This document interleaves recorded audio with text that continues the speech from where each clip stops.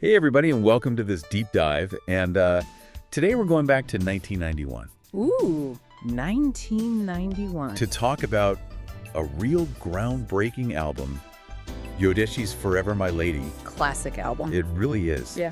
And to guide us on this journey, we're going to be looking at their Wikipedia entry. Sounds good. So get ready to really kind of unpack what made this album so special and how it really changed R&B. It's interesting you say change the game, because I think that's exactly what Forever My Lady did. It was a real turning point. Yeah, and for anyone out there who maybe isn't familiar with Jodeci, they're an R&B quartet, and this was their debut. Their first time out. Their first time out, exactly.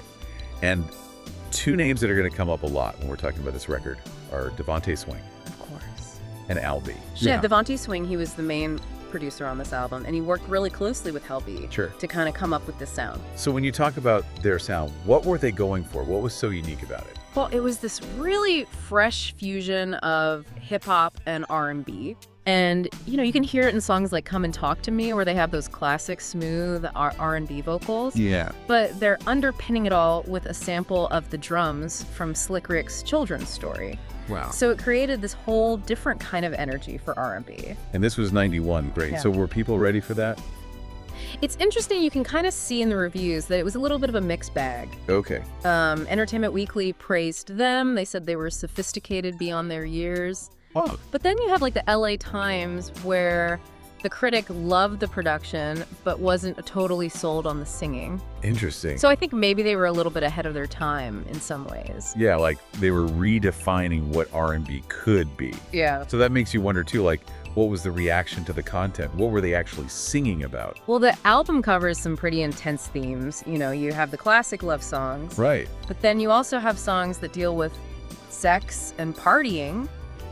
And they weren't afraid to be direct in their lyrics either. Wow, so they weren't holding back. No, they weren't holding back. Exes We Share, for example, talks about infidelity in a relationship, which wasn't something that R&B was really addressing explicitly at that time. Yeah, that's a pretty bold move for a debut album. It really is.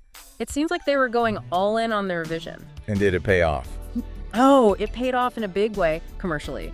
The album hit #1 on the Billboard Top R&B Albums chart. Wow. And even made it to number 18 on the Billboard 200. That's huge. Not bad for a first outing. Not bad at all. And the sales figures were pretty amazing too. Over 3 million copies sold just in the US. Right, and by 1995, they had hit 8 million worldwide. That's unbelievable.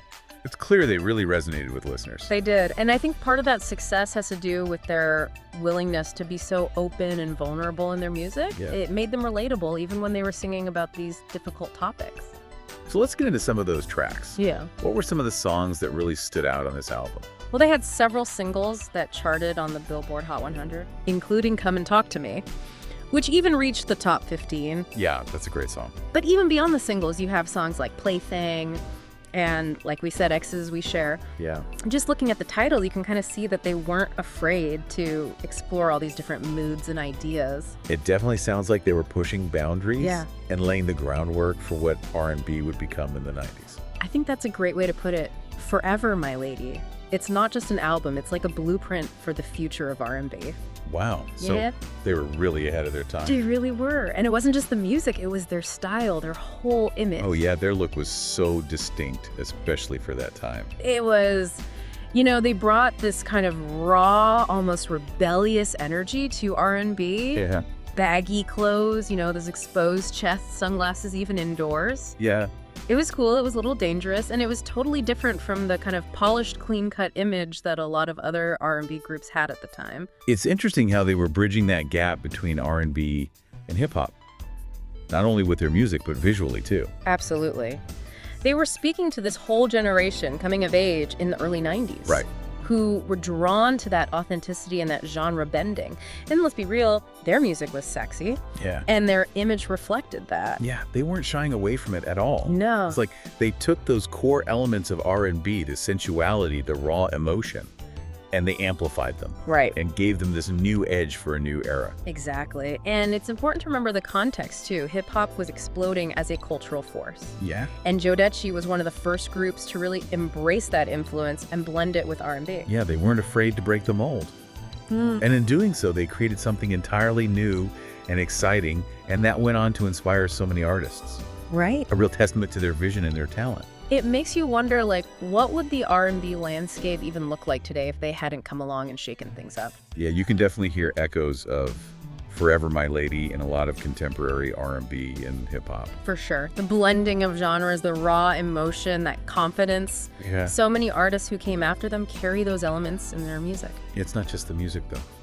It's Yeah. their style, their attitude, their whole approach to creating art. That's true. That continues to resonate today. Yeah, and they weren't afraid to be themselves, to embrace their individuality. And that's a message that goes beyond any particular genre or era. Speaking of powerful messages, were there any criticisms or controversies surrounding the album? There were a few. Some critics found the lyrical content a bit too explicit. You know, this was 1991. Right. Attitudes towards sexuality and music were a little different then. So they were pushing boundaries there. Yeah. Were there any other criticisms? Some felt that the production was occasionally overbearing, All right. that it maybe overshadowed the vocals at times. Yeah. Devontae Swing has a very distinctive production style, Yeah. and it's not for everybody. True. But I think that's also part of what makes the album so unique. Right. It's a signature sound. Even if some people didn't love every single element of the album, there's no denying its impact. For sure. It was a game changer. Absolutely.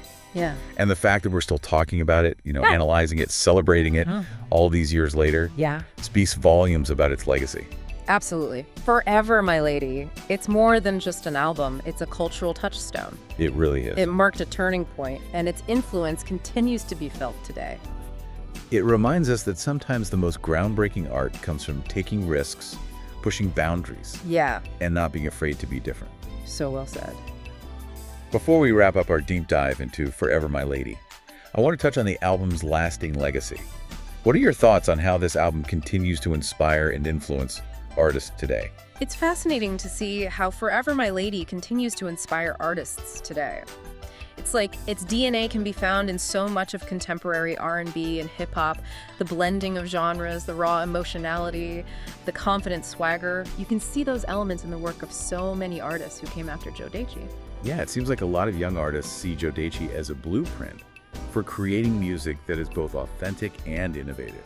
And that's the most amazing thing about art, isn't it? Its ability to transcend time and space, to connect with people across generations and cultures. Forever, My Lady sparked a conversation about R&B, about masculinity, about love and desire, and that conversation continues to this day. It's like the album has taken on a life of its own, evolving and growing as new generations discover it and find their own meaning in it. It really is. And that's the beauty of art. It's never static, it's always in flux, always open to reinterpretation. Forever, My Lady continues to surprise and delight us even after all these years. So for anyone listening who has been inspired to revisit Forever My Lady, what are some things you think they should pay attention to? What are some of the key elements that make this album so special? I think one thing to really listen for is the interplay between the vocals, the harmonies, the call and response, the way their voices blend and contrast with each other. It's just masterful. And the lyrics? They were singing and rapping about things that other R&B groups were maybe hinting at, but Jodeci put it all out there, front and center. The vulnerability, the honesty, even the rawness, it's all there in their lyrics. They weren't afraid to talk about heartbreak, desire, and everything in between. Yes. And they did it with such style and swagger. They own their emotions, and that confidence comes through in their music. It's what makes it so captivating. It's like they were inviting you into their world, sharing their experiences and saying, hey, this is who we are, take it or leave it. And that kind of authenticity always resonates with people, no matter what genre you're talking about. It's what makes music timeless. It's interesting, thinking about Forever My Lady, it kind of makes you wonder what else was happening in music around the same time. Right. It's like a time capsule. Exploring Forever My Lady might make you curious about other groundbreaking albums that came out in 1991. Like, what else was going on? Well, I mean, think about it. 1991 was a huge year for music. Yeah. You had Nirvana releasing Nevermind. You had Massive Attack with Blue Lines. Wow. All these albums pushing boundaries in their own way. So you're thinking that Forever My Lady was part of this larger conversation that was happening across music? I think it's definitely possible. Artists don't create in a vacuum.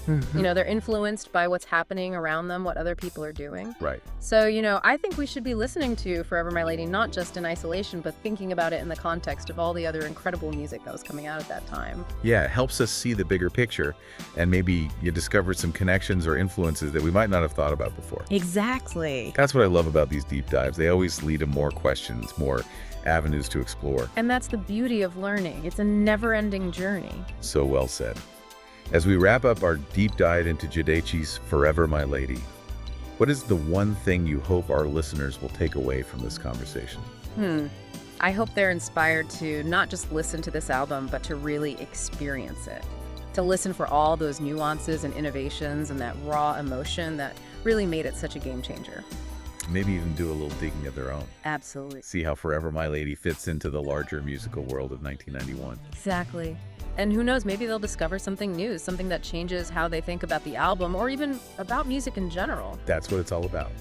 Well, that's all the time we have for today's deep dives into Jodeci's groundbreaking debut, Forever My Lady. It's a great one. But as we've been saying, this is just the beginning of the exploration. We encourage you to go give this album a listen and let us know what you think. What stood out to you? What surprised you? What did you discover? You can find us online and keep the conversation going. Until next time, happy listening.